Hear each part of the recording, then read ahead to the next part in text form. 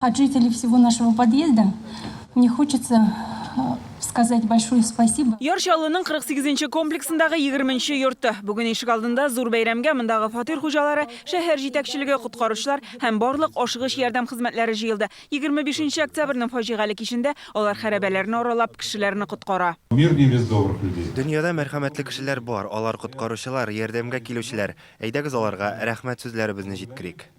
Монда төзекләндерүшләре фаҗига артыннан ук 2 айлык башланып китте. Акча резерв фондтан бүленә, шулай ук хәйриячеләр булыша. За эти 2 месяца мы провели. Бу 2 ай эчендә без әлеге йортта яшәүчеләр белән 7 тапкыр очраштык. Күп кенә сораулар күтәрелде. Мөлкәтне бәяләү һәм социаль түләүләр һәм башка мәсьәләләрнең ничек хәл ителәчәген сөйләштек. 15 гаилә дә суыткыч һәм кир юу машинасы алу өчен сертификатка ия булды. Шулай ук Наил Мәхдиев йортны торгызырга булышкан кешеләргә рәхмәт хатлары тапшырды. Кирәге бик тиз ясарга документация җитмәде.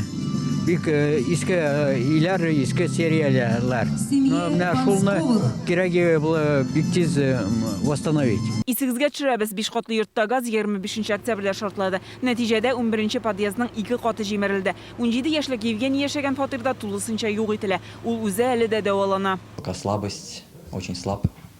Исхудал весь в больнице. Еще предстоит операция на лицо. Евгений һәм аның энекәшенә бүген ноутбуклар бүләк иттеләр.